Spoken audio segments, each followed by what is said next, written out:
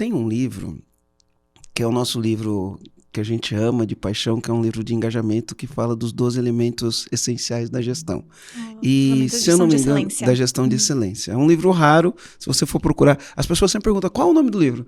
Você não vai achar esse livro, porque ele não tem, a não ser que você fale inglês, você acha ele em inglês, né? A gente limpou todas as estantes virtuais.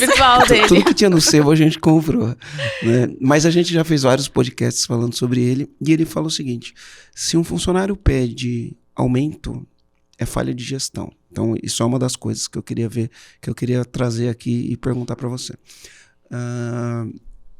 Então, esse daí é um contexto. Outro dia eu estava lendo um outro livro, que é o Coach de $1 trilhão. Esse você acha, tá? Se você for procurar na internet, você acha. E aí ele olha e fala assim, né? Quantos líderes você já formou e a vida de quantas pessoas melhorou na sua empresa? Cara, quando eu li isso, não era exatamente desse jeito que estava escrito, tinha uma narrativa diferente, eu fiz até um stories no dia, né? Cara, quando eu vi isso, quando eu vi a primeira vez, para mim foi um choque. Depois, como eu comecei a refletir, eu aliviei porque eu pensei, porque olha só, eu como dono de empresa, porque às vezes o funcionário ele não enxerga isso, porque tem donos que não enxergam isso. Mas eu acredito que tem muitos donos que enxergam isso. E para mim é um motivo de orgulho, tá? É um motivo de orgulho. Mas eu fiquei um pouquinho decepcionado, porque eu acho que poderia ter sido muito mais, né?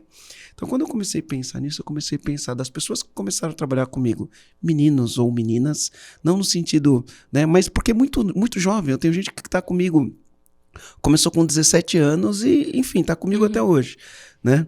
E aí eu olho e falo, eu tenho um monte de gente na minha empresa, que quando começou era um menino, uma menina, hoje é mãe ou pai de família, tem casa própria, tem carro quitado, já viajou para o exterior várias vezes, tem uma condição de vida boa. Cara, para mim isso é um motivo de orgulho, entender que eu comecei com um cheque especial todo endividado e eu pude gerar isso na vida de muitas pessoas, né? Hoje a gente tem 210 colaboradores. Então, por um lado, quando eu comecei a identificar essas pessoas, foi um motivo de orgulho. Por outro lado, eu falei, poderia ter sido mais. Né? Poderia ter sido mais. E aí, a gente como líder, né? O líder que quer desenvolver as pessoas, a gente puxa a nossa régua e fala, o que eu vou fazer para desenvolver mais pessoas? Bom, enfim, fiz todo esse contexto aqui, né? Para falar de quando o cara pede aumento, é uma falha, né? E a função do dono desenvolver e gerar prosperidade na vida dos funcionários também. E aí a gente tem todo esse lance da pirâmide, né? O que seria uma linha básica para colocar todo mundo na mesma página neste contexto de o funcionário entender que, opa, tem alguma coisa aqui para mim, né? E o que eu preciso fazer para ter essa coisa aqui para mim, legal, né? Em inglês, eles usam aquela expressão que chama What is in it for me? Né? O que eu ganho com isso, se a gente fosse traduzir, né?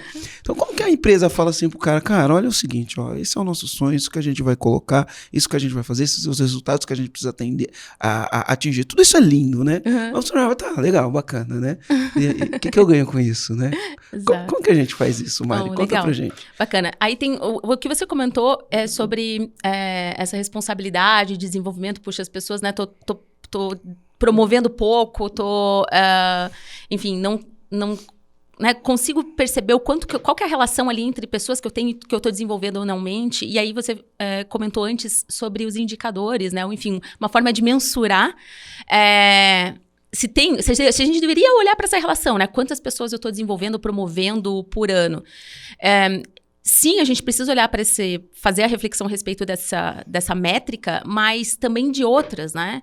Que o quanto a gente tem de espaço para as pessoas crescer. E claro, se a empresa está crescendo financeiramente, você pode sim atrelar os crescimentos de remuneração também ao crescimento da empresa. Não quer dizer que a empresa não está crescendo, eu tenho que dar aumento? Não necessariamente, né? Senão o teu negócio não vai se tornar sustentável.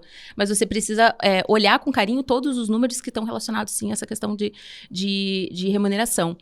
E aí, quando a gente fala de crescimento, vamos puxar, sim, para essa parte, né? Tá, o que tem aqui para mim, né? Quer dizer, como é que eu faço para crescer, então?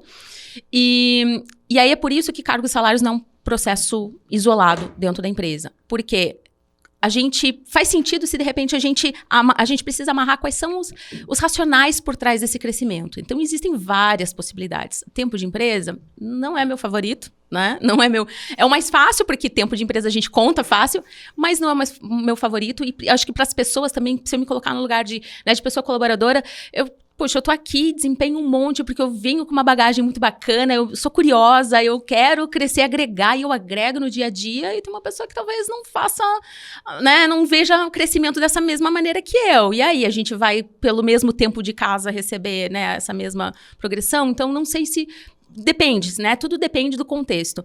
Mas uma possibilidade é, então, olhar efetivamente pelos resultados, né? Pelo resultado, pelo que eu estou gerando ali para minha atividade, quanto eu contribuo para o crescimento, para a aprendizagem dos meus colegas, né? O quanto eu dou ideias e realmente trago melhorias e mais eficiência para os processos, quanto eu agrego valor para o meu cliente, né? Porque no fim do dia a gente está aqui, geralmente a gente está trabalhando para um cliente, né? Então, cuidar, a forma como eu cuido e olho para esse cliente também pode ser um aspecto, e ele está relacionado a competências e resultados. Então, se a gente coloca isso como uma das regras, né, como um racional por trás do cargo e salários, como um dos critérios para crescimento, é importante a gente olhar, então, para o desenvolvimento das pessoas. E aí, ele não é um processo isolado, porque a gente tem os planos de desenvolvimento individual e a gente precisa também fazer avaliações de desempenho para manter o alinhamento. Então, eu diria que é uma responsabilidade compartilhada. Tem a responsabilidade do líder de desenvolver, né? Do colaborador, da colaboradora de querer se desenvolver. E o que a empresa faz é estruturar o processo, que é facilitar o caminho. Ou seja, a empresa propõe o caminho, mas né, liderança, comandantes, pessoas colaboradoras precisam alinhar essas expectativas e, com a mesma linguagem, né, com esse alinhamento, com essa clareza, trilhar esse caminho.